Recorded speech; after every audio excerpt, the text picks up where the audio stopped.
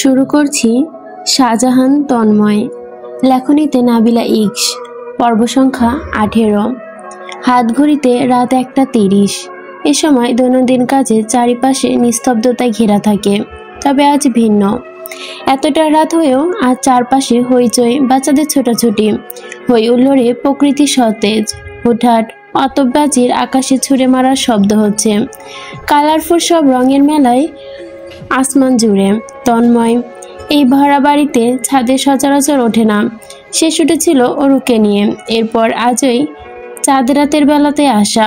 আজ রাতের চাঁদটা অসম্ভব সুন্দর হয়ে থাকে, দেখতে আদুরে লাগে, আনন্দ লাগে। এই দিনে ছাদে দাঁড়ানো তন্ময়ের পছন্দের কাজ। তাদের বাড়িতে হলে তার পিছু পিছু সবাই ছুটত, সাবিহা, রবি, অরু, দীপ্ত, সবাই চেয়ারে গোল করে পেতে সবসময় নাস্তা দিয়ে ভরিয়ে ফেলত, খেত যেসব আর আড্ডা দিত মিউজিক ছেড়ে দিয়ে লাউড স্পিকারে। গরম গরম কফি থেকে এখনো ধোয়া উঠছে, তেতো তেতো একটা ঘ্রাণ নাকে এসে ছুঁয়ে দিচ্ছে। কফিটা তন্ময় তেতো খায়, সুগার আর মিল্ক অতি সামান্য ব্যবহার করে। তার এই তেতো কফি বাড়ির কেউ খেতে পারে না। ওরও তো একবারই খেয়ে বমি করে ফেলেছিল। ওর আবার সুইট টুথ, মিষ্টি ভীষণ পছন্দের। ভালোভাবে খেয়াল করলে বোঝা যায় ওরও আর যে সম্পূর্ণ বিপরীত খাঁচের মানুষ। কোনো কিছু তাদের কমন নেই, এজন্য হয়তো বলা হয় মানুষ বিপরীত চরিত্রের মানুষের প্রেমে পড়ে। ফোন বাজছে, বাহাতে সেলফোন বের করে তন্ময়। স্ক্রিনে মাহিনের কল ভেসে উঠেছে। কফির মাগে চুমুক দিয়ে কল রিসিভ করে, কানে চাপাতেই মাহিন চেঁচিয়ে ওঠে, দোস্ত। কোথায় তুই? তোদের বাসার নিচে। তুই বাসায় তো? বিয়ার নিয়ে আসছি উইথ চিকেন। আন্টি কোথায় একটু দেখ। দরজাটা ধীরে খুলবি, আমি এক দৌড়ে তোর রুমে। আন্টি দেখলে ঝাড়ু মারবে কপালে। তন্ময় নিঃশব্দে হাসে, বলে ছাদে আয়। তুই ছাদে দাঁড়া, আসতেছি। তন্ময় উকি মেরে নিচে। এই তো মাহিন দাঁড়িয়ে, গাড়ি তো ওইভাবেই রাস্তার পার্কে এসে দাঁড়িয়েছে। ছেলেটা শুধরালো না। কেউ যদি ডাক নেয় এখন মিনিট 5 মধ্যে দৌড়ে উঠে আসে মাহিন, হাফ ছেড়িয়ে টি শার্ট পরে চলে এসেছে। তন্ময়ের কাঁধে শক্ত করে বাহু ধরে, শক্ত করেই বলে, দোস্ত ঈদ মোবারক। ফোন না বললি একবার? কোথায় লেখা একবার বলা আছে, 2বার বলা যাবে না? আচ্ছা, ঈদ মোবারক। আয় আয়, চিকেন ঠান্ডা হয়ে গেলে আর মজা নেই, বিয়ার গরম হলেও তেজ নাই। দুজন বেঞ্চে বসলো। তন্ময়ও টাইগার প্রিন্টের হাফ প্যান্ট পরা, বাহুতে কালো শার্ট জড়িয়ে। টি শার্ট সব জাবেদা বেগম ধুয়ে দিয়েছে, তাই আজ শার্ট পরতেই হয়েছে তাকে। বাড়িতে কমফোর্ট মেন, আর তন্ময় টি শার্টে বেশ কমফোর্ট ফিল করে। মাহিন চিকেনগুলো বের করলো, বিয়ার একটা তন্ময়ের হাতে ধরিয়ে দিয়ে আরেকটা খুলে চুমুক বসায়। চিকেনের গ্রানে আশপাশ মমো করছে। বিয়ার হাতে তন্ময় ধীর গলায় শুধালো, বাকিরা কোথায়? মাহিন ব্যস্ত মুখে একটা চিকেন চিবোতে শুরু করলো। বলি নাই বাবার সাথে কথা কাটাকাটি করে চলে এসেছি। তন্ময় পুনরায় পকেট থেকে হাত বের করে ফোন করলো, প্রশ্ন করে, বিয়ে নিয়ে তর্ক করেছিস? আর বলিস না, তার আমার বিয়ে নিয়ে অনেক মাথা ব্যথা। আমি বিয়ে শাদি করে না করে যৌবন শেষ করে দিচ্ছি, এখন আমার পেছনে পড়ে আছে। ইতিমধ্যে তন্ময় গ্রুপ কল করেছে। রিয়ান সবার পূর্বেই কলে ঢুকলো, থমথমে গলায় বলল, এটা ঈদ না অন্য কিছু রে ভাই, কোনো আনন্দ নেই। তোরা কই? কেউ আমাকে একটু নিয়ে যা, ভালো লাগতেছে না। মাহিন রসিকতার সুরে বলল, তুই কি লেডি যে আনতে যাইতে হবে? আয়সা পর। সৈয়দও কলে জয়েন করলো। ও আবার কণ্ঠে বলে, আমায় ছাড়া তোরা দুজন একসাথে কি করছিস? প্রেমের সাগরে হাবুডুবু খেলি, খেলতে চাইলে চইলায়। খেলামুনি ফোন সিকোয়েন্স ফিল্মও। ওই পাশে তাড়াহুড়ো পায়ের শব্দ শোনা যাচ্ছে, ওরা হয়তো বেরোনোর জন্য তৈরি হচ্ছে। রিয়ান চেঁচিয়ে উঠে বলল, আইতাছি, দাঁড়াইতে পারবো না, বৈশা চিকেন খাই with beer and whisky and Tanmoy. ওরে থামা দোস্ত, ওর মাথা তো গরম করে ফেলতেছে। 8 ঘন্টার মধ্যে সুহানি বাদে সবাই হাজির। ওরা হয়তো উড়োজাহাজ করে এসেছে, এক একটা বড় শ্বাস ফেলছে। সিঁড়ি বেয়ে ওঠায় লিফটের জন্য ওয়েট করেনি। সবাই একত্রে বসে আড্ডায় মশগুল। চাঁদ রাতে তাদের হাসাহাসি শব্দে রিনঝিন করছে ছাদ। রিয়ান হুট করে বলে উঠল, ভাবিরে তো ঈদ মোবারক জানাইলাম না। তন্ময়, একটা কল দে, ওর সাথে কথা বলি। দরকার নেই। তন্ময় তো দিবে না বলে ঠাই হয়ে আছে, কিন্তু এবার থামাথামি নেই। রিয়ান মাইনের দুজন তখন বারংবার আবেদন করছে। সেসব শান্তি সৃষ্ট সহিত বলল, কল দে না, ওর সাথে মিট তো এই অবধি করালি না। আমাদের কি ইচ্ছে করে না ওকে দেখার? জানিস তোর মুখে থেকে ওর কিউট কিউট কাহিনী শুনে কত পছন্দ পাই, কত আনন্দ হয় আমাদের। আমি তো মরে যাবার আগে একবার হলেও অন্তত পাশাপাশি দেখতে চাই। মাহিনও সুরে সুর মেলালো, দোস্ত মুখে লাগাম রাখমু, কোনো বাজে কথা বলবো না, কল দে না। ওদের কন্টিনিউস ভেঙানো শুনে তন্ময় দীর্ঘশ্বাস ফেলে। পেরে না পেরে অবশেষে ফোন বের করে কল লাগালো। ঘুমালো নাকি মেয়েটা কে জানে, অবশ্য আজ ঘুমানোর কথা না। ও টই টই করে সম্পূর্ণ বাড়ি ঘুরছে। কল কানেক্ট হলো মুহূর্তেই। মাহিন ইশারায় লাউড স্পিকার দিতে বলল। তন্ময় অসহায় ভঙ্গিতে দিল। ওপাশ থেকে অরুর চিকন মেয়েলি উত্তেজিত গলার স্বর শোনা গেল। হ্যালো তন্ময় ভাই। ঘুমাসনি? আমার চোখে ঘুম নেই। আজ তো আমরা সবাই আপনাকে বড় মাকে মিস করছি। মিস করবো না? এটা তো প্রথম ঈদ আপনাদের ছাড়া, আলাদাভাবে আপনি মিস করছেন? মাহিনের চোখ জল জল করে উঠল। জল জল চোখে চেয়ে ওর হাতে বিয়ার। দুজনের সাথে লেপটে তন্ময়ের দিকে তাকায়, যেন কোনো রোমান্টিক সিন চলছে। তন্ময় হালকা কেসে বলে, তুই বাদে সবাইকে মিস করছি। ওর গলার স্বর বেড়ে গেল। কেন আমাকে কেন মিস করছেন না? হয়তো আমি একটু বেশি মিশি, একটু অদ্ভুত, আপনাকে খুব বিরক্ত করি, তাই বলে মিস করবেন না? বন্ধু বান্ধবের কার্যকলাপ দেখে তন্ময় থমকালো। এদের সামনে কথা বলা যাবে না, তাই কথা ঘুরিয়ে প্রশ্ন করল, কই তুই? আমি বারান্দায়। আচ্ছা শোন, আমার বন্ধুরা একটু কথা বলবে তোর সাথে, কথা বলবি? চমকানো অরু জবাব দিতে পারল না। এর পূর্বে মাহিন ফোন কেড়ে নিয়ে বলল, স্বতঃস্ফূর্ত গলায় সালাম জানালো, আসসালামু আলাইকুম অরু, তুমি কেমন আছো? থেমে থেমে অপ্রস্তুতভাবে জবাব এলো, ওয়ালাইকুম আসসালাম ভাইয়া, আমি ভালো আছি, আপনি কেমন আছেন? জবাব দিল রিয়ান, আলহামদুলিল্লাহ, ঈদ মোবারক অরু। মাহিনও চেঁচিয়ে উঠল, ঈদ মোবারক। এবার হাসি শব্দ শোনালো ওপাশ থেকে। অরু হেসে হেসে বলল, ঈদ মোবারক ভাইয়া। আরও কিছু বলবে পূর্বে তন্ময় ফোন কেটে দিল। বুকের ভেতর ড্রাম বাজছে। ওর ওইভাবেই ভীষণ এগিয়ে তার দিক থেকে। যদি কোনো ইঙ্গিত পেয়ে বসে তাহলে এবার মাথার ওপর উঠে নাচবে। আর তার বন্ধু বান্ধবের মুখে তো পিএইচডি করা, কি বলে ফেলবে, রিস্ক নেওয়া যাবে না। সূর্যের সংস্পর্শ নয়ন জোড়া যেতেই তন্ময়ের নিদ্রা কাটল। দরজায় টোকা পড়েছে। জাবেদা বেগম ডাকছেন। তন্ময় উঠে বসল। দেওয়াল ঘড়ি 8টায় ঘুরছে। ঈদের নামাজে যাবে বলে তৎক্ষণাৎ উঠে গেল। গোসল দিয়ে বেরোতে যাবে, নাকে সুবাস ভেসে উঠল। জবেদা বেগম কাচের বাটিতে গরুর দুধের গরম সেমাই নিয়ে এসেছে। আদুরে গলায় বললেন, খেয়ে দেখতো সব ঠিকঠাক আছে নাকি? তন্ময় এক চামচ খেয়ে প্রশংসা করলো, সবসময়ের মতোই সুস্বাদু। এসে জাবেদা বেগম পুনরায় রান্নাঘরে ঢুকলেন। তন্ময়ের রুমে যাওয়া তৈরি হতে কিছুক্ষণ শপিং ক্যাটাগরি পরে তাকিয়ে থাকে। মোস্তফা সাহেব পাঠিয়েছেন এটা। তন্ময় গতকাল রাতেই খুলে দেখেছে। সাদা পাঞ্জাবি পায়জামা সেট, কালো কোটি দিয়েছে, কালো জুতা পাঠিয়েছে সাথে। তন্ময় তার বাবার দেওয়া পায়জামা পাঞ্জাবি পরল শেষ মুহূর্তে। শরীরে আতর আর চোখে সুরমা দিল। হাতে দেখে সাদা টুপি নিয়ে বের করলো। জাবেদা বেগম ছেলেকে দেখে মৃদু হাসলেন। লম্বা তন্ময়টা মাথাতে কপালেও চুমু খেলেন। বাচ্চাদের আসতে বলিস? আচ্ছা বলবো। বাবা চাচাদের সাথে সাধারণত তাদের এরিয়ার জনপ্রিয় মসজিদেই নামাজ আদায় করে। আজও সেখানেই রওনা হলো। তার মন বলছে মোস্তফা সাহেব সেখানে দাঁড়িয়ে হয়তো হলেও তা। মোস্তফা সাহেব, আনোয়ার সাহেব, ওহি সাহেব, আকাশ ও দীপ্ত পায়জামা পাঞ্জাবি পরে টুপি মাথায় দাঁড়িয়ে। তার দেওয়া কাপড় চোপড় পরেছে সবাই। তন্ময়কে দেখেই দীপ্ত ছুটে এসে লাফিয়ে কোলে চড়ল। আনোয়ার সাহেব হেসে হেসে ডাকলেন। ভাইপোর সাথে কোলাকুলি করলেন। তাদের ঘিরে আছে এলাকার চেনা বেশ কিছু ভদ্রলোক। একসময় বাবার পাশে গিয়ে দাঁড়ালো তন্ময়। ভীষণ গম্ভীর কণ্ঠে মিনমিন করে বলল, ঈদ মোবারক। পরপরই দীপ্ত নিয়ে মসজিদে ঢুকলো। মোস্তফা সাহেব হাসলেন। তিনিও ঈদ মোবারক বিড়বিড় করে আওড়ালেন। বেলা 11টায় হাজির হলো শাহজাহান বাড়ির বাচ্চাদের দলবল। এসে তন্ময়ের থেকে সালামি নিতে ব্যস্ত। তন্ময় এক এক করে সবাইকে টাকার খাম দিচ্ছে। শেষে অরু এলো। অরু তার দেওয়া গ্রাউন্ড পরেছে, সাদা রঙের প্লেন গ্রাউন্ড, সাথে সাদা গর্জিয়াস ওড়না, যা এক সাইডে নেওয়া।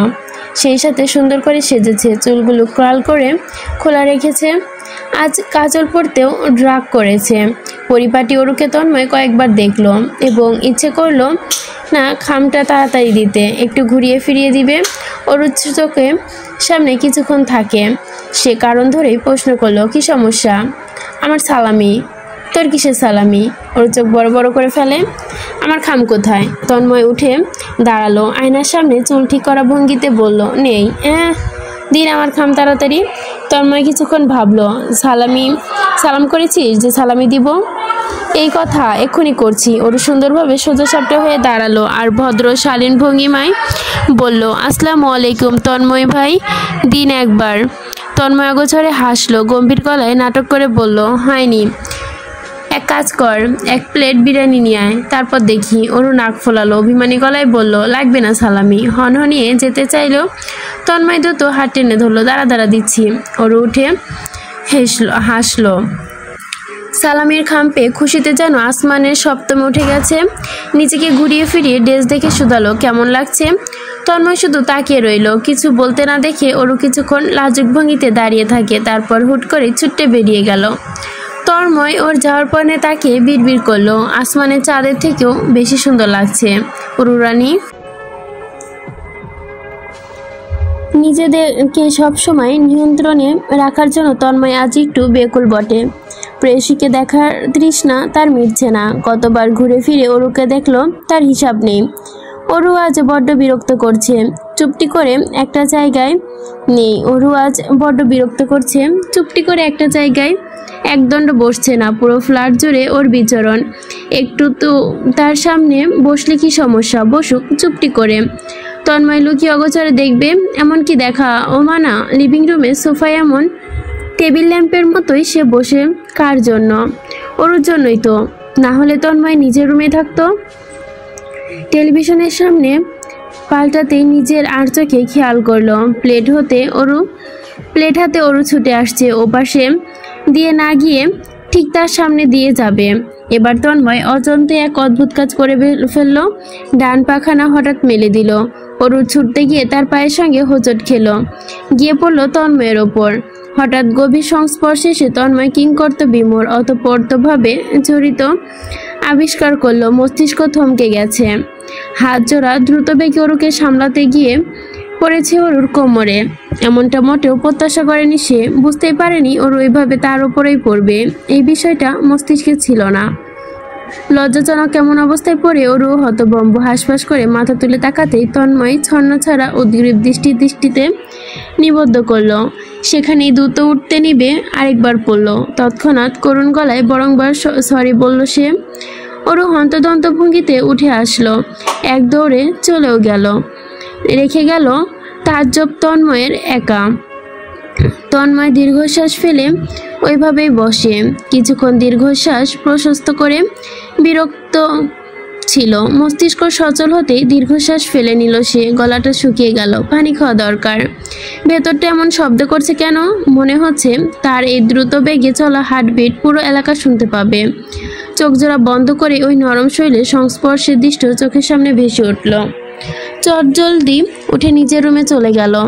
সোজা বারান্দার দিকে দাঁড়ালো। দম বন্ধ হয়ে আসছিল। প্রকৃতির বাতাস দীর্ঘক্ষণ উপভোগ করতেই শান্ত হলো। তারপর নিজের পায়ের দিকে নজর দিল। ইচ্ছে করছে পাটা ভেঙে ফেলতে। তখন কেন মন বিশ্রী কাজটা করলো? অরু নিশ্চয়ই ভয় পেয়েছে। হাইপার হয়ে পড়েছে কিনা মেয়েটা। অরুর কথা ভেবেই তন্ময় সিদ্ধান্ত নিল ঘুরতে বেরোবে সবাইকে নিয়ে, মাইন্ড ফ্রেশ হবে। এভাবে ওরা ঈদের দিন ঘুরতে যাওয়ার জন্য মরিয়া হয়ে থাকে। সেই সকাল থেকে ঘ্যান করছে বেরোবার জন্য। সাবিয়া জাবেদা বেগমের রুম থেকে বেরিয়ে এলো তন্ময়ের রুমে। করুণ গলায় শুধালো, বিকাল হতে চললো, নিয়ে যাবে না? নিচে গাড়িও পাঠিয়েছে বাবা। চলো না ভাইয়া, 5 মিনিটের জন্য সবাই নিচে নামি। 5 মিনিটের মধ্যে সবাই নিচেও চলে গেল। আসতেছি। সাবিয়ার চোখ মুখ উজ্জ্বল। রুবি ও রুদীপ্ত ওদের ডাকতে ডাকতে ছুটে বেরিয়েছে। তন্ময় এবার কালো পাঞ্জাবি পরেছে, সাদা পায়জামার সাথে সিলভার রঙের বড় হাতার ঘড়ি, সেট করা চুল আরেকবার ব্রেকফাস্ট করে নিল, পারফিউমের শরীরে স্প্রে করে। এ সময় দীপ্ত ছুটে এলো দ্রুত পায়ে। ছোট্টখাটো স্বাস্থ্যবান দীপ্ত ঝাঁকড়া চুলগুলো দুলিয়ে বলল, ভাইয়া আমার চুলগুলো সেট করে দাও না। তন্ময় হেয়ার স্প্রে হাতে নিল, তন্ময়ের চুলগুলোতে মেরে চুলগুলো আছড়ে পরিপাটি করে দিল। দীপ্ত সরল সুন্দর হেসে আরেকটা আবদার করলো, পারফিউম প্লিজ। তন্ময় পারফিউমও শরীরে স্প্রে করে দিল। নিজেকে শুকতে শুকতে দীপ্ত ছটফট করতে থাকলো। এই পারফিউমটা তার খুবই ফেভারিট, শুধু আমার না, অরুরও।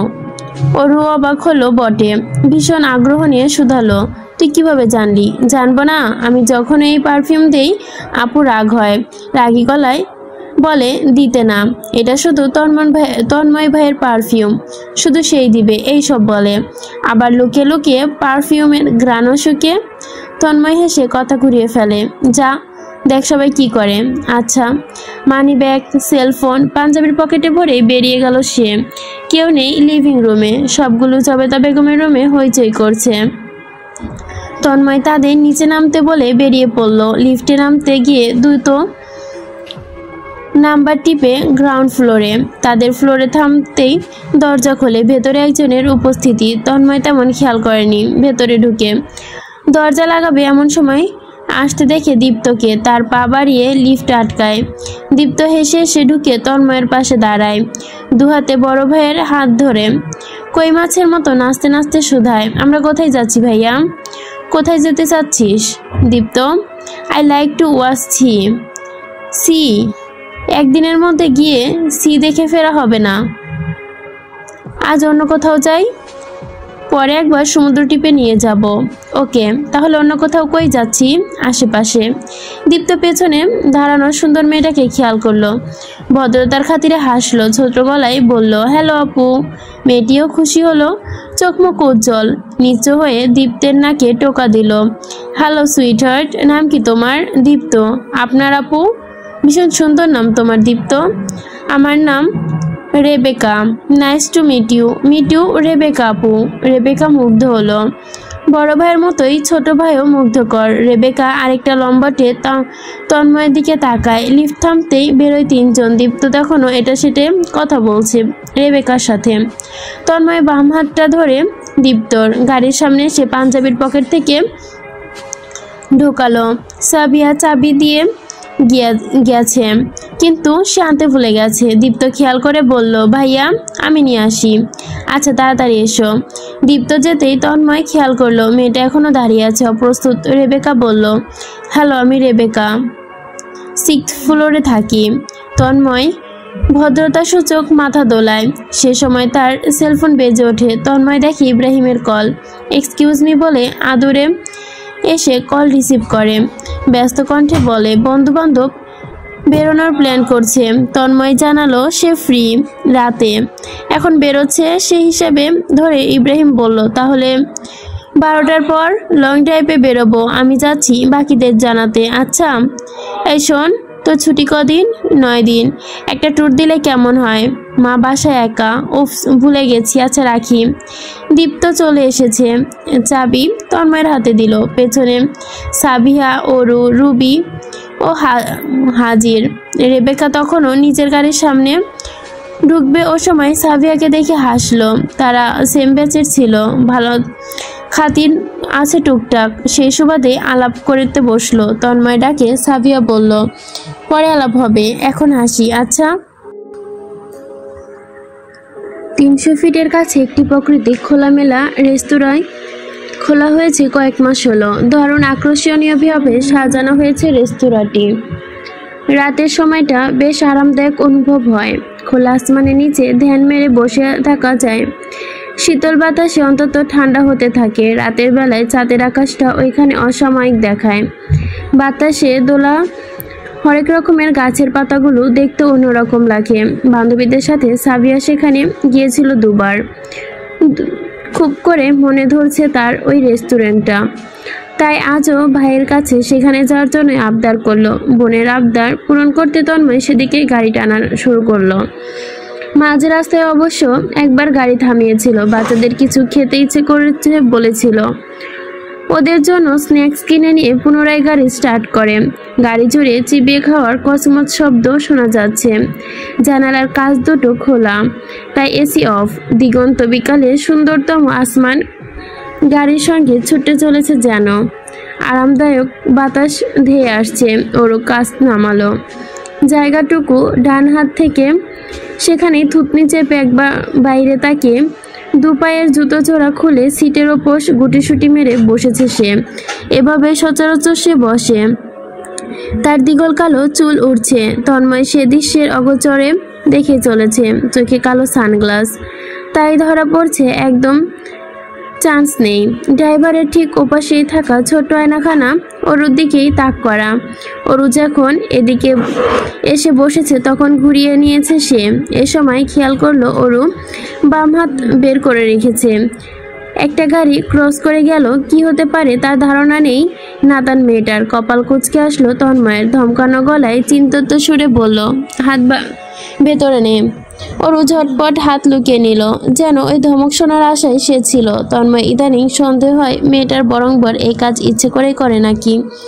না হলে একই কাজ কেন বারংবার করে ধমকাতে হবে তাকে? সে তো জানে ধমকাতে চায় না, তাকে জোরপূর্বক বাধ্য করে। রাস্তায় জ্যাম আছে ভালোই, সঙ্গে মানুষের উৎপত্তি, গিজগিজ করে রাখা লাখো মানুষের ভিড়। সেসব ঠেলে পৌঁছাতে পৌঁছাতে সন্ধ্যা পায়। গাড়ি পার্কিংয়ের দরুন সুযোগ হয়েছে। তন্ময় গাড়ি পার্ক করে এক সাইড করে। সাবিয়া ইতিমধ্যে বেরিয়ে এসেছে। বড্ড খুশি সে। ভাই বোনদের ভেতরে দেখার জন্য এক প্রকার অস্থির। ওরও বেরোতেই সময় লাগলো। জুতো জোড়া পড়লো, তারপর বেরোতে ধরলো। গ্রাউন্ড গিয়ে আটকালো দরজার সঙ্গে। নিচু হয়ে ছুটিয়ে বরকার মতো করেই পড়ল। তন্ময় সেই দৃষ্টি কিছুক্ষণ দেখিয়ে গিয়ে সে চাবি হাতে, চাবিটা পকেটে ভরে গম্ভীর কণ্ঠে বলল, এদিকে সরে দাঁড়া। ওরও লেপ্টে থাকা দরজার সাথে এমনভাবে তন্ময়ের সাথে বাড়ানোই ছোট্ট থেকে সে অভ্যাস।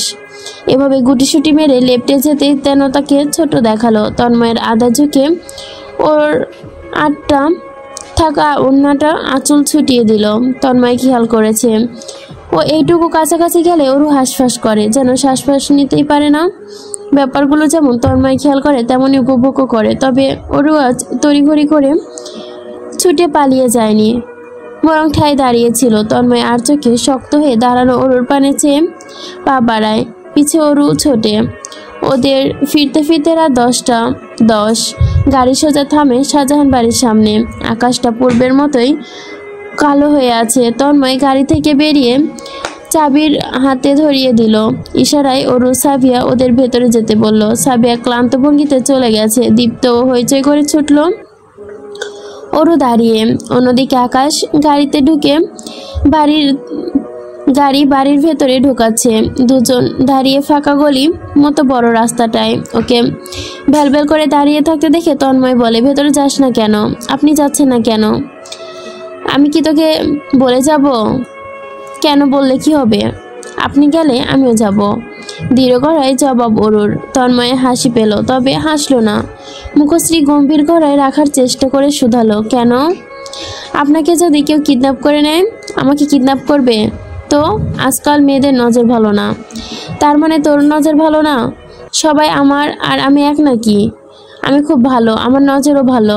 আর মেয়েরা কিডন্যাপ করতে চাইলে করতে পারে, আমার বাধা নেই। এমন জবাব ওরু মোটেও আশা করেনি। চোখ বড় করে তাকালো। কি? তন্ময় মাথা ঝুঁকিয়ে হাসলো। বলল, এখানে দাঁড়িয়ে? এখনো দাঁড়িয়ে? ওরু দৌড়ে চলে গেছে। দরজার ভেতরে ঢুকে শেষবার উকি মেরে তবেই গিয়েছে। তন্ময় বাড়িটা একবার দেখে হাঁটা ধরল। গলির মাথায় এসে পা জোড়া থেমে গেল। সামনে মোস্তফা সাহেব দাঁড়িয়ে, গম্ভীর মুখে, হাত জোড়া পিছনে পেঁচানো। এখনো শরীরে রেপটে আছে তন্ময়ের কিনে দেওয়া পায়জামা পাঞ্জাবি। তন্ময় আনমনে হেসে এগিয়ে গেল। বাবার পাশ ঘেঁষে চায়ের দোকানে গিয়ে বসলো। মোস্তফা সাহেব নরম হলেন। তিনিও এগিয়ে গিয়ে ছেলের পেছনে গিয়ে বসলেন। তন্ময় দুটো চা দিতে বলল, চিনি কম। দুজনেই চুপচাপ বসে, কেউ কোনো কথাবার্তা বলছে না। মোস্তফা সাহেব গলা ঝেড়ে গম্ভীর স্বরে বললেন, কেউ একজন নিজে তো আমার কেনা কিছু ব্যবহার করছে না, বোনকেও শিখিয়েছে ব্যবহার না করতে, নিজের টাকায় চলবে। তাহলে আমার এত টাকা পয়সা কামানোর কি মানে আছে? তন্ময়ও একই সুরেই জবাব দেয়, কেউ একজন তো জানে না আমার বোনকে আমি শিখিয়ে পড়ে দেইনি, সে যা করছে নিজ উদ্যোগে। আর এত চিন্তা হলে কেউ একজন নিজের ভাইজিকে আমার হাতে তুলে দিলেই পারে, তাহলে তার সমস্যায় দাঁড়াচ্ছে না। কেউ একজনের নজর আমার ভাইজির ওপর কেন? লজ্জা শরম কিছু নেই? বোনের চোখে যে এত বছর বড় হয়েছে তাকে এমন নজর দিতে লজ্জা করে না? ছি! ছোটবেলায় আমার কানে গুঁজে দেওয়া হয়েছে ওই বোনের চোখে বড় হওয়া মেয়েটাই আমার বউ। তখন থেকে আমার চোখে বোন হিসেবে বড় হয়নি, বউয়ের চোখে বড় করেছি। কেউ একজন জানলো হলো আমি শাহজাহান তন্ময়, তো আর এমন ভাবে পাগল হইনি, আমাকে পাগল বানানো হয়েছে। এত সমস্যা হলে নিজের ভাইজিকে আটকে কেন রাখতে পারেন না? তন্ময়ের তুলে দেওয়া চায়ের কাপ ধরে মোস্তফা সাহেব থমকে রইলেন। ছেলের সঙ্গে তর্কে তিনি কেন পেরে উঠবেন না? অতিরিক্ত ভালোবাসেন বলে নাকি? ঈদের ছুটি কাটলো 9 দিন। 9 দিন পর টানা 5 দিন অফিসের ব্যস্ত ছিল তন্ময়। সেই ব্যস্ততা কাটিয়ে উঠতে না পেরে টানা 3 দিনের জন্য কোম্পানির বসের সঙ্গে বিজনেস ট্যুরে যেতে হলো তার। যাওয়ার সময় তন্ময় সাভিয়াকে বাসায় রেখে গেল। তার অনুপস্থিতিতে যেন মায়ের দেখাশোনা হয়। 3 দিনের ট্যুর শেষে ফিরেছে আজ রাত 1টা 30-এ। ঘুমানোর আগে ফোন চেক করলো। নিত্যদিনের মতো ওরও কিছু অদ্ভুত মেসেজ আনসিন করে হয়ে আছে। কি রিপ্লাই দেওয়া যায় মেসেজের সে আজও বুঝে পেল না, তাই ফোন রেখে শুয়ে পড়ল। ভীষণ ক্লান্ত, লম্বা জার্নি করে চোখ জোড়া বুঝতেই ওর হাস্যজ্জ্বল মুখশ্রী ভেসে উঠল। অনেকদিন ধরে মেয়েটাকে দেখা হয় না, কিছুদিন চোখের সামনে না এলেই তন্ময়ের অশান্তি লাগে, শূন্যতা অনুভব হয়। 2 দিন ছুটি আছে। তন্ময় ভেবে রাখলো কাল ওরুর কলেজে যাবে। ওর কলেজ ছুটি হয় যেহেতু সকাল 12টায়। তন্ময় 12টার আগেই পৌঁছে যাবে ওকে পিক করতে, লাঞ্চ করাতে নিয়ে যাবে। তন্ময়ের ঘুম ভাঙে বৃষ্টির শব্দে। ঝটপট তন্ময় ঝাপটাময় বৃষ্টি, থাই গ্লাস ভেদ করে দেখা যাচ্ছে আধার আকাশ, চারিপাশে মেঘময়। দেওয়াল ঘেঁষে ঘড়িতে দেখলো 10টা 30। তন্ময় উবুত হয়ে শুয়ে রয়েছে, বালিশ গুজে পাতলা কম্বল সরে সারা ফর্সা শরীর দৃশ্যমান, 2 বাহু উঁচু করে আছে। আধারের ঘরটা মোহনীয় লাগছে, শীতল আবহাওয়ায়। তন্ময় আরও কিছু সময় ধরে শুয়ে থাকলো। উঠল 15 মিনিট পর। জাবেদা বেগম লিভিং রুমে বসে কাপড় চোপড় ভাঁজ করছেন। তন্ময়কে তিনি আজ উঠতে যায়নি। ছেলেটা সেই মধ্যরাতে এসেছে, তাড়াতাড়ি ঘুম ভাঙানোর কোনো প্রয়োজন নেই। ঘুম পর্যাপ্ত হবে না ভেবে ব্রেকফাস্ট করতেও তোলেনি। সেই সময় তন্ময় এলো হাতে ব্রাশ নিয়ে। ওকে দেখে জাবেদা বেগম বললেন, বেলা হয়েছে, নাস্তার খাওয়ার প্রয়োজন নেই আব্বা, বিরিয়ানি রেঁধেছি, গরম করে দেই? তন্ময় মাথা দুলিয়ে নিজের রুমে ফেরত আসে। তোয়ালে নিয়ে ওয়াশরুমে ঢোকে। আয়নায় মুখ দেখে মনে হলো দাড়ি বড় হয়েছে, ছাটা দরকার। ভাবনা আসতে ইলেকট্রিক রেজার হাতে নিল, নিজের ছাঁটাই করে ছোট করে সাইজ করে নিল। মুখ ধুয়ে ঠান্ডা পানি দিয়ে গোসল করে বেরোলো। আজ আর ফর্মাল নয়, কালো জিপস প্যান্টের সাথে সাদা টি-শার্ট পরে নিল। বাঁ হাতের ঘড়িটা জাপটে নিল, মানিব্যাগ পেছন পকেটে ভরলো। জাবেদা বেগম ইতিমধ্যে খাবার বেড়েছে। তন্ময় বলল, ধীরে সুস্থে খেতে থাকলো। খাওয়ার এক ফাঁকে তাদের ড্রাইভার চাচাকে কল করলো, বলল আজ ওরকে পিক করতে হবে না, সে যাবে। জাবেদা বেগম মিটমিট করে হেসে শোধালে, ওরুর কলেজে যাবি বুঝি? হ্যাঁ, ঠান্ডা গলায় জবাব দিল। নিয়ে ফিরিস বাসায়, বিরিয়ানি রান্না করেছি, ওর পছন্দের। আচ্ছা, কখন বেরোবি? এই তো বেরোবো এখনই, বাইরে তো ঝড় বৃষ্টি, এর মধ্যে যাবি? বলতি গাড়ি করে এখানে এসে নামতো, ঝড়ঝাপটা নেই, এখন বৃষ্টি শুধু। জাবেদা বেগম তবুও চিন্তিত। তন্ময় বেরিয়ে গিয়েও পুনরায় ফিরে এলো। তাকে দেখে জাবেদা বেগম প্রশ্ন করলেন, কিছু রেখে গেছিস? তন্ময় অস্পষ্ট স্বরে হো বলে লিভিং রুম পেরিয়ে ঝটপট নিজের রুমে ঢোকে। মিনিটের মাথায় রুম থেকে বেরোয় পাতলা শুভ্র রঙের জ্যাকেট নিয়ে। জাবেদা বেগম কালো রঙের ছাতাটি ছেলের হাতে ধরিয়ে দেন। ওরুকে নিয়ে ফিরিস, বিড়বিড় করে বলেন। তন্ময় এক হাতে ছাতা, অন্য হাতে জ্যাকেট নিয়ে বেরিয়ে পড়ে। পার্কিং লটে দেখা হয় জিন্স প্যান্টে জড়িয়ে থাকা আধুনিক রেবেকার সঙ্গে। কালো রঙের বাড়িটির সামনে দাঁড়িয়ে রেবেকা গাড়িটিতে ঢুকতে নিচ্ছিল, তন্ময়কে দেখে দাঁড়িয়ে পড়ল। উঁচু হিলে শব্দ তুলে কিছুটা এগিয়ে এসে দাঁড়ালো, মাথা দুলিয়ে হেসে শোধায়, কোথায় যাচ্ছেন? তন্ময় ভদ্রতার বজায় রেখে স্পষ্ট গলায় জবাব দেয়, জি। রেবেকা চিন্তিত দৃষ্টিতে বাইরে দেখে নিল। বাইরে তখনও তীব্র বর্ষণ, কমবার কোনো সম্ভাবনাও ক্ষীণ। গাড়িতে যাওয়া আসাও তেমন একটা নেই, তাই সে আশাবাদী গলায় বলল, কোথায় যাচ্ছেন? আমি লিফট দিতে পারি? তন্ময় ব্যস্ত ভঙ্গিতে হাত ঘড়ির সময় দেখে নেয়। পকেট হাতরে সেলফোন বের করে নিয়ে জানায়, উবার আসবে আমার। রেবেকা হতাশ হয়ে বটে, তবে পর মুহূর্তে হেসে বলে, কদিন আপনাকে দেখিনি, বিজনেসে ট্যুরে গিয়েছিলেন নাকি? গতকাল রাতে ফিরেছি। হ্যাঁ। রেবেকা পুনরায় হতাশের চূড়ান্তায় পৌঁছে। এত কম কথা বলে মানুষটা কিভাবে? বিশেষ করে পুরুষ মানুষ এত কথা কম বললে চলে নাকি? কই, তার কলিগ কিংবা কাজিন অথবা চেনা জানা যেসব সিঙ্গেল পুরুষ আছে সবগুলোই কথাবার্তারায় পটু। মেয়ে পটাতে 5 মিনিটও লাগে না ওদের। আর রেবেকার সামনে তো ওর মুখ থুবড়ে হয়ে পড়ে। এটা সেটা বলে পটানোর জন্য 1 সেকেন্ডও বাদ রাখে না, কিন্তু ওদের প্রতি বিন্দুমাত্র আগ্রহ কাজ করে না রেবেকার। অথচ এই একজনের প্রতি আগ্রহ জন্মালো তার প্রতি যার আগ্রহই নেই। শব্দ যে মেপে মেপে ব্যবহার করে, ভীষণ সুদর্শন তবে গোমরা মুখের অধিকারী, চুপচাপ থাকা শান্ত স্বভাবের, একদম রেবেকার অপোজিট স্বভাবের। তাই এত ভালো কেন লাগলো? এমন বাজেভাবে কথা বাড়াচ্ছে যে এই সময় কোনো পুরুষের সঙ্গে সেদে সেদে কথা বলছে। কিছুই না বুঝতে পারছে না সে। সামনে এই লোকটা হতাশা লুকিয়ে রেবেকা পুনরায় কথাবার্তা বাড়ানোর চেষ্টা করলো। সাবিয়াকে জানলাম, আমার সেই ভার্সিটিতে ছিলাম। আমি সিনিয়র। আপনি সিনিয়র? সাদা রঙের একটা প্রাইভেট গাড়ি মাত্র এসে থামলো সদর দরজার সামনে। গাড়ি দেখে তন্ময় তাড়াহুড়ো গলায় বলল, অন্য একদিন কথা হবে, কিছুটা তাড়ায় আছি, আসি। তন্ময় দ্রুত পায়ে চলে গেল। রেবেকা দাঁড়িয়ে আছে একই জায়গায়। সদর দরজার পানে তার নজর, দাঁত দিয়ে ঠোঁট চেপে ধরে ভাবনায় বিভোর। কলেজের সদর দরজা বন্ধ, এখনো ছুটি হয়নি। কলেজের সামনে একটা কফি শপ আছে, গাড়িটা শপের পাশে থেমেছে। বৃষ্টি মাথায় নিয়ে তন্ময় গাড়ি থেকে নামলো, ছুটতে গিয়ে কফি শপের সামনে। এখনো অনেকটা সময় বাকি, তাই ডিরেক্ট কফি শপে ঢোকে। কলেজের সদর দরজা থেকে দেখা যায় এমন কর্নারটাই বেছে নিয়েছে বসার জন্য।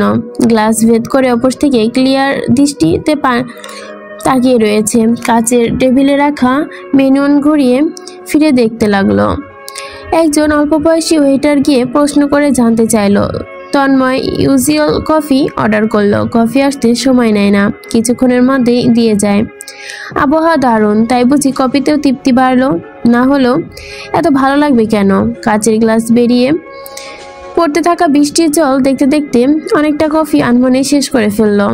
আরেকটা কফি অর্ডার দিল, সেটি কেবল টেবিলে দিয়ে গেছে ওয়েটার। এক চুমুকও খেতে পারেনি পূর্বেই দেখা গেল কলেজের দরজা খোলা হচ্ছে। এক ঝাঁক অল্প বয়সী তরুণ তরুণী বেরোতে শুরু করেছে। কেউ ভিজে ভিজে, কেউ বা ছাতা মাথায়, আবার কেউ বা ফ্যামিলি ছাতা হাতে নিয়ে হাজির। তন্ময় কফিটা রেখে দ্রুত উঠে দাঁড়ায়, কাউন্টারে বিল মিটিয়ে বেরোয়। ছাতাটা মাথায় তুলে রাস্তা পেরিয়ে ওপাশে গিয়ে দাঁড়ায়। মিনিটের সময় একটা মেয়ে দেখতে পায় দুজন ছেলের মধ্যে দাঁড়িয়ে। মেয়েটা ওর মামাতো বোন সুমনা। তন্ময় চেনে, প্রায়শই আসতো বাসায়, তবে পার্সোনালি মেয়েটাকে তার একদমই পছন্দ না। স্বভাব ও নেগেটিভের চূড়ান্ত পর্যায়ে। চাচি আর ওরুর মুখের দিকে তাকিয়ে সে কিচ্ছু বলে না। ছাতাটা কাত করে মুখটা ঢেকে নিল সে। সুমনার চোখের সামনে আর পড়ল না। মেয়েটা তার পাশ দিয়ে চলে গেল। ও যেন পুনরায় ভেতর থেকে নজর ফেললো, দেখতে পেল ওরুকে বৃষ্টি ভিজে ভিজে নেমে কুদে আসছে। হাসি চোখ ঠোঁট থেকে সরছে না। হাসতে হাসতে মার্জিকে কোলে যেন পড়েই যাবে। সাদা কলেজ ড্রেস পরে ওই মেয়েটা ভিজছে। তন্ময় শতবার না করেছে, তবে কেন শুনে নেই কথা? শুধু শুধু কি ধমক দেয়?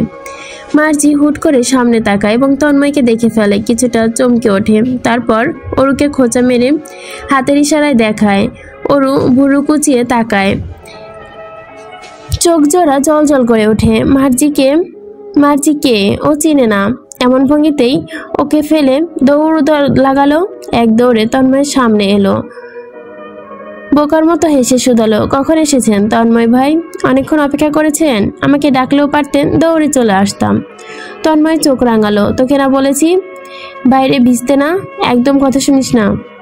বলতে বলতে ছাতাটা অরুর মাথার উপর ধরে, হাতে থাকা জ্যাকেটখানা তড়িঘড়ি করে এগিয়ে দিয়ে বলে, তাড়াতাড়ি পরে ফেল।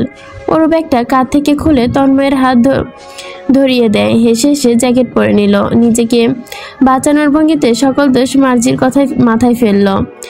আমি তো ভিজতে চাচ্ছিলাম না, এই মার্জি বলল ওর নাকি খুব বৃষ্টিতে ভিজতে ইচ্ছে করছে, তাই আমি একটুখানি কোম্পানি দিলাম। বেস্ট ফ্রেন্ড হিসেবে এতটুকু তো করতেই পারি, তাই না? পেছনে দাঁড়ানো মার্জির মুখে মেঘ জমলো। মেয়েটা কি ধরনের মিথ্যুক! এই তো নেচে কুদে ভিজতে চাইলো, এখন সব দোষ তার। আর চোখে মুখ বাঁকালো, তবে কিছু বলল না। মেয়েটা যেভাবেই হুশহাস হতাশ করছে, কতদিন ধরে তন্ময় ভাইয়ের জন্য শ্বাস ফেলতে বা নিতে পারছিল না।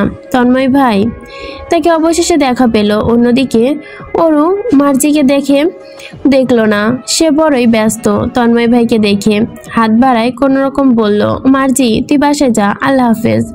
তন্ময় আর চোখে চঞ্চল মেয়েটাকে দেখে নিল, যে কিনা পারছে না মার্জির মাথায় তুলে দূরে ফেলে দিতে। ঠোঁট আসতে চাওয়া হাসিটুকু আটকে গেল মার্জির প্রশ্ন করে, তুই একা যেতে পারবি নাকি আমাদের সাথে আসবি? না ভাইয়া, যেতে পারবো। ইহসান আছে তো, ওই যে বন্ধুদের সাথে, ও আর আমি একসাথেই যাব। তন্ময় মাথা দোলায়, অরুকে নিয়ে হাঁটা ধরে। ডান হাতে ছাতা আর বাম হাতে অরুর কলেজ ব্যাগ। বৃষ্টি এখনো তুমুল গতিতেই ঝরছে। মাথার ওপর ছাতা বাতাসে হালকা দুলছে। তন্ময় টি শার্টটা প্রায় ভিজে গেছে। হঠাৎ ভেজা তার শরীর ঘেঁষে অরু আলগোভাবে হাতটা জড়িয়ে ধরেও নিচে কিছুক্ষণ হাঁসফাঁস করতে লাগলো। লজ্জায় মাথা তুলে তন্ময়ের দিকে তাকাতে পারল না। অন্য সময় হলে তন্ময় ছাড়িয়ে নিত কিংবা ওকে সরিয়ে দিত, আজ আর ইচ্ছে করেই করল না। ধরতে দিল, নিজের ওপরও থাকতে দিল ওর গরম হাতের স্পর্শ। ক্ষণে ক্ষণে লুকিয়ে আর চোখে তাকালো, প্রয়াসগুলো উপভোগ করতে লাগলো। মোড়ে এসে দাঁড়ানোর জন্য রিক্সার জন্য। এমন সময় ওর হুট করে ছাতাটা টেনে নামিয়ে ফেললো। হালকা ভেজা তন্ময় এবার পুরোপুরি ভিজে জবজবে হয়ে উঠল। উঠানো শার্টগুলো চুলগুলো ভিজে কপালে লেপটে গেল। রাগী দৃষ্টিতে তাকিয়ে ওর চুপসে যাওয়া গলায় আবদার করলো, বৃষ্টিতে ভিজে যায় না, অল্প একটু রাস্তায় তো। মেয়েটা তো কখনোই পেরে উঠবে না। ছাতাটা গুটিয়ে বন্ধ করে নিল। একটা রাস্তা পার করে একটা রিক্সা দাঁড় করায়। অরুকে উঠিয়ে নিজে উঠে পড়ে, পাশে বসে। পারতো সে কখনো অরুকে এত কাছাকাছি আসে না, বসে না। পুরুষ মানুষ সে, তার উপর দৃষ্টি অপবিত্র। মোটেও ভালো কিছু মাথায় আসে না কাছাকাছি থাকলে, এর জন্য এত দূরত্ব রাখে। সেসব কি আর এই অবুঝ মেয়ে বুঝে? ও তো তন্ময়কে পুড়িয়ে জ্বালিয়ে ছাড়খাড় করতে চায় প্রতিনিয়ত। স্বাস্থ্যসম্মত তন্ময় বসতেই রিক্সা ছোট্ট মনে হলো। লেপ্টে পড়েছে দুজনেই। মেঘ ডাকছে ক্ষণে ক্ষণে। ওরও ভীষণ খুশি, যেন বৃষ্টি হাতে মেলছে ধরছে। হেসে হেসে তাকাচ্ছে। তন্ময় সুযোগ পেলেই দেখছে। মাত্র কয়েকদিন এই মিষ্টি মুখটা দেখেনি, কিন্তু তার মনে হচ্ছে বছর ধরেই দেখেনি। এই তৃষ্ণা মিটছে না। হালকা পাতলা দেখায়, একদম ঘন্টা ধরে সরাসরি তাকিয়ে থাকলেও হয়তো তৃষ্ণা মিটবে না। আর চোখে বারংবার তাকিয়ে দেখে নিচ্ছে তাকে। পারছে না তন্ময় চোখ দিয়ে গিলে ফেতে। পড়াশোনা কেমন চলছে? ভালো না, আমি কাল থেকে পড়তে আসি। তন্ময়, টিচার রাখা হয়েছে না, তাদের পড়ানো আমি বুঝি না। আমার মুখে কি এক্সট্রা মধু আছে? যা বলি তাই বুঝিস? ওরু মিনমিন গলায় বলে, তারা আর আপনি কি এক হলেন? তন্ময়ের দৃষ্টি নরম হলো। মুখশ্রী একই রেখে প্রশ্ন করলো, এক না, একদমই না। আমি কাল থেকে পড়তে আসবো তন্ময় ভাই। তন্ময় অন্যদিকে ফিরে হাসলো, রুক্ষ গলায় বলল, আচ্ছা। জাবেদা বেগম জানতে চাইলেন, ছেলে মেয়ে দুটো ভিজে ভিজে আসবে। হলেও তাই। দরজা খুলেই দুজন ভেজা অবস্থায় দেখলো। তাড়াহুড়ো করে অরুকে ওয়াশরুমে পাঠালেন। সাবিয়ার কামিজ আর পরিষ্কার তোয়াল দিয়ে নিয়ে গিয়ে এগিয়ে দিলেন। তারপর রান্নাঘরে চা বসাতে ব্যস্ত হলেন। রং চা বানাবে নাকি আদা দিয়ে? ঠান্ডা না লেগে যায় দুজনের। তন্ময় ইতিমধ্যে গোসল করে ট্রাউজার আর টি শার্ট পরে হাজির। বা হাতে তোয়ালে তার, সেটা ধীরে ধীরে চুলগুলোকে মুছে নিচ্ছে। লিভিং রুমে এসে টেবিলে রাখা টেলিভিশনটা অন করলো।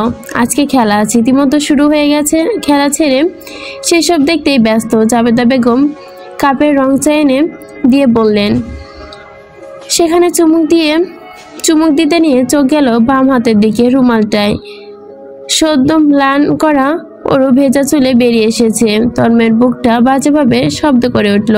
দৃষ্টি ফিরিয়ে নিয়ে মস্তিষ্ক হতে যাচ্ছে না নারী দৃষ্টির দৃশ্যতা। বাড়িওয়ালা ভাবি ডেকেছে জাবেদা বেগমকে, গুরুত্বপূর্ণ কথা বলবেন। সন্ধ্যার দিক থেকে পুনরায় বাচ্চাদের জন্য রং চা বানিয়ে তিনি চেঁচিয়ে বললেন, ওরু চাটা নিয়ে যা, ভাবি ডাকছে, আমি শুনে আসি। বেরোতেই তিনি আরেকবার তন্ময়কে বলে গেলেন। মিনিটখানেক হলো ওরু তবুও এসে চা দিচ্ছে না। বাধ্য হয়ে সে শীতল কণ্ঠে ডাকলো, ওরু। ওরু জবাব দিল না, বেরিয়ে এলো না। সোফা ছেড়ে উঠে দাঁড়ালো তন্ময়। ডাইনিং থেকে গরম চায়ের কাপটি তুলে নেয়, পা বাড়ায় নিজের রুমের দিকে। দেখতে পায় ওরু বারান্দার সামনে দাঁড়িয়ে। তার রুমের বারান্দা বড় এবং সুন্দর, ফুলের বেশ কিছু টব লাগানো। শীতল বাতাসে ফুলগুলো দুলছে, বৃষ্টি জলে ভিজেছে। ওরু সেই দৃশ্য উপভোগ করছে। গোসল নিয়েছে কিছুক্ষণ আগে, কালো বড় চুলগুলো এখনো ভেজা, জল ঝরছে টুপ টুপ করে। তন্ময় অশান্ত দৃষ্টি ফেরায়, গিয়ে দাঁড়ায় ওর কাছে। চায়ের কাপটা এগিয়ে দিয়ে বলে, ধর, চাটা শেষ কর। ওরু ফিরে তাকায় চায়ের কাপ নিয়ে। তবু হঠাৎ লিভিং রুম লোডশেডিং হলো। বাইরে ঝংকার তুলে বজ্রপাত ঘটল। অন্ধকারে তলিয়ে গেল চারপাশটা। শীতল বাতাসের সঙ্গে লেপ্টে আসা বৃষ্টির জল। ওরু ভয় পেল, আটকে উঠল, অস্পষ্টভাবে ডাকলো, তন্ময় ভাই। তন্ময় অসহ্য হয়ে হ্যাঁ আছি হুড়মুড়িয়ে পিছু টুলল ওরু। পিঠ গিয়ে ঠেকলো তন্ময়ের প্রশস্ত বুকে। ভেজা লম্বা চুলগুলো ঠান্ডা স্পর্শে শীতল হলো তন্ময়ের বুক। ফোঁটা ফোঁটা জলে ভিজে উঠল টি শার্ট। মিষ্টি ঘ্রাণে নাকে ভেসে আসলো। তন্ময়ের হাতের কাপটা পুনরায় এগিয়ে ধরে, চা নে, আমি ফ্ল্যাশ লাইট অন করি। ওরু চায়ের কাপ নিল, তবে সরল না, পড়ে রইল তন্ময়ের বুকে। ধীরে স্থিরতে গলায় বলল, আলো লাগবে না, এমনি থাকুন, আমার ভালো লাগছে। ভয় লাগছে না? আপনি আছেন তো। তন্ময় আধারে শব্দহীন হাসে। দাঁড়িয়ে থাকে ওরু ইচ্ছে মতো। হঠাৎ বজ্রপাতে আলো ফুটছে, সেই আলোয় ওরু মিষ্টি মৃদু দৃশ্য হচ্ছে। তন্ময় অপলক নয়নে দেখছে, বাতাসে ওর চুলগুলো দুলছে। তন্ময়ের নাক মুখ ছুঁয়ে দিচ্ছে, হাত উঠিয়ে অশালীন চুলগুলো ধরে রাখলো। দুই আঙ্গুলের সাহায্যে ছুঁয়ে ছুঁয়ে অনুভব করলো। ওরু চায়ের চুমুক বসিয়ে বড় দীর্ঘশ্বাস ছাড়লো। আহা, বড় মায়ের হাতের জাদুর চা, চাটা দারুণ মজা, তাই না? তন্ময় জবাব দিল না। আধারে অস্পষ্ট ওরুর ভেজা ঠোঁটজোড়া অমিনেশে দেখলো শুধু। কিছুক্ষণের মধ্যেই বিদ্যুৎ ফিরে এলো। জাবেদা বেগমও ফিরেছেন। ফিরে বিরিয়ানি গরম বসিয়েছেন, ওরুকে খেতে দিবে। ওরু তার পেছনে দাঁড়িয়ে, পারছে না এখন খেতে বসতে। এ সময় তন্ময় বেরিয়ে আসে, টি শার্ট পরিবর্তন করে। বলিষ্ঠ তন্ময়ের শরীরে আটশাট পোশাক ভীষণ রকমের মার্জিত লাগে। শরীর পেশিবহুল, মাংসপেশিগুলো ফুলেও ফেপে উঠেছে। কোনই পর্যন্ত টাই শার্টের সাথে ফোল্ড করা। পুরুষত্ব 4 গুণ বৃদ্ধি পেয়েছে। ওরু ড্যাব ড্যাব করে চেয়ে রয়েছে। তন্ময় অগোচরে ওর বোকাশোকা দৃষ্টি ভীষণ উপভোগ করছে। বিড়াল ছানার মতোই আদরে দেখায়। ইচ্ছে করছে আদর করতে, পচা আদর, দুষ্টু আদর। গাড়ি ছাড়া চলাফেরা বড্ড অসুবিধা হয় তন্ময়ের। একটা প্রাইভেট গাড়ি কেনা এই মুহূর্তে সম্ভব নয়, তবে বাইক কেনার সামর্থ্য হয়েছে। গতকাল বন্ধুদের নিয়ে সাদা কালো সংমিশ্রণে ইয়ামা R15 V3 বাইকটা কিনেছে 4,25,000 দিয়ে। বাইক কিনে সঙ্গে সঙ্গে আর ফেরা হয়নি, বন্ধুদের সঙ্গে বেরোতে হয়েছে। ফিরতে ফিরতে গভীর রাত। পরদিন সকালে অফিস যেতে হয়েছে। সন্ধ্যা 7টায় বাড়ি ফেরে। আজ ওরু পড়তে আসার কথা, তবে বাড়িতে ঢুকে ওরুকে পেল না। মেয়েটা আগ বাড়িয়ে এসে বসে থাকে প্রতিদিন, আজ কেন এলো না? সে সময় কল এলো। আনোয়ার সাহেবের উৎকণ্ঠা গলায় বললেন, তন্ময়, ওরু কি ওইখানে গেছে? নেই, এখনো আসেনি। কি হয়েছে চাচু? ওকে পাওয়া যাচ্ছে না দুপুর থেকে। মেয়েটা কোথায় চলে গেল? তন্ময় চেঁচে ওঠে, পাওয়া যাচ্ছে না মানে কি বলছো? হাত ঘড়িতে রাত 8টা প্রায়। এত রাতে কোথায় যাবে? আনোয়ার সাহেব খুলে বললেন, তোমার চাচির সঙ্গে তর্ক করে বেরিয়েছিল, এখনো ফেরেনি। ওর বন্ধু বান্ধবকেও কল করলাম, কারো কাছে যায়নি। আনোয়ার সাহেবের গলা স্বর ভেঙে আসলো। শ্বাসরুদ্ধ করে ফেললেন। তন্ময়ের বুকের ওঠানামা গতি বাড়ল। চিন্তায় কণ্ঠনালী আটকে উঠল। কোনো মতে বলল, আমি আসছি। পরপর হন্তদন্ত হয়ে চাবি দিয়ে টি টেবিল থেকে তুলে বেরিয়ে পড়ল। পেছনে থেকে জাবেদা বেগম চেঁচালেন, কি হয়েছে ওরুর? তন্ময় হাতের ইশারায় এসে কথা বলবে বোঝালো। গ্রাউন্ড ফ্লোরে বাইক রাখা, বাইকে বসে চাবি ঢুকিয়ে একটানে বেরিয়ে পড়ল। ইতিমধ্যে আনোয়ার সাহেব, মোস্তফা সাহেব, অভি সাহেব তিনজনই এলাকায় ছড়িয়ে ছিটিয়ে পড়েছে। চেনা জানা সবাইকে খুঁজতে নেমেছে। তন্ময় নিজের চেনা পরিচিত এলাকার পোলাপান জড়ো করে পাঠিয়ে দিল সব জায়গা জুড়ে। সে মাঝ রাস্তায় দেখা পেল মোস্তফা সাহেবের। তিনি তার ড্রাইভার সহ এদিক ওদিক খুঁজছিলেন। তন্ময়কে দেখে এগিয়ে গেলেন, উতলা কণ্ঠে শুধালেন, কোথাও ওই খবর পেয়েছ? না, এখন অবধি না, ওই দিকটাই দেখে আসি।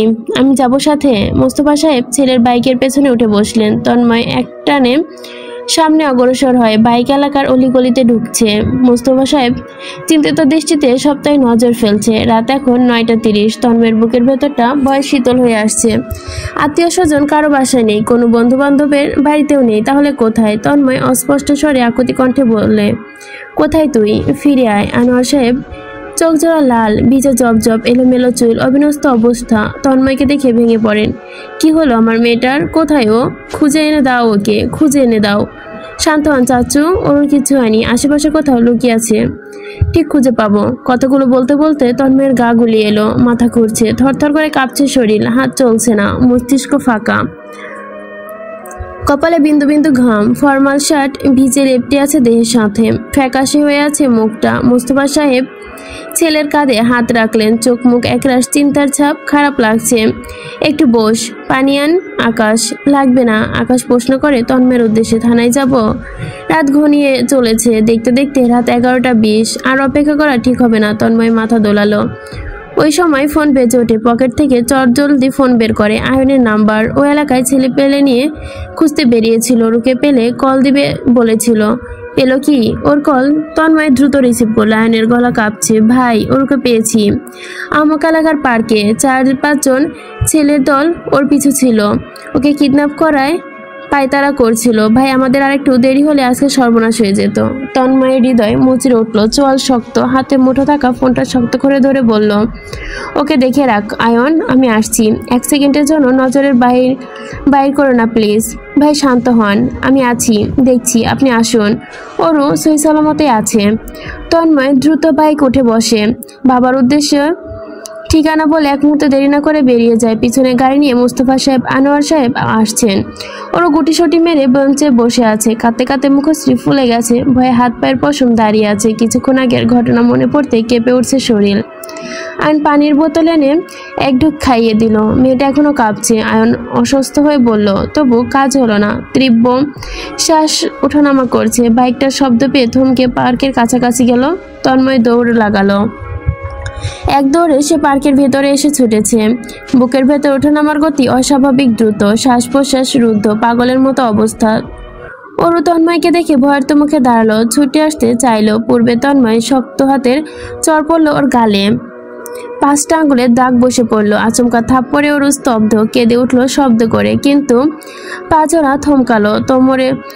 তন্ময়ের কোমর জড়িয়ে হামলে পড়ল বুকে।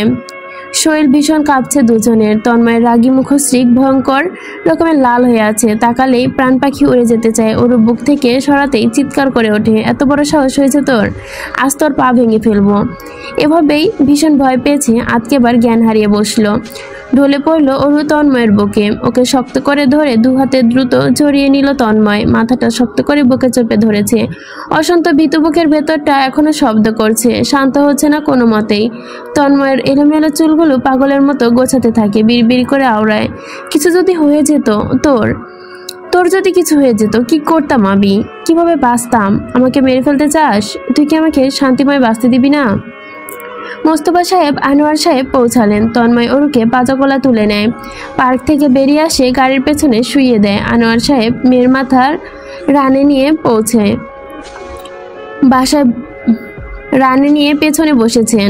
তন্ময় নিজের বাইকের চাবি আয়নের হাতে ধরিয়ে দিয়ে গাড়ি ড্রাইভিং সিটে চড়ে বসে। রাস্তায় থাকাকালীন পরিচিত ডাক্তারের বাসায় আসতে কল দেন মোস্তফা সাহেব। গাড়ি থামে শাহজাহান বাড়ির সামনে। তন্ময় নেমে অরুকে পুনরায় কোলে তুলে নেয়।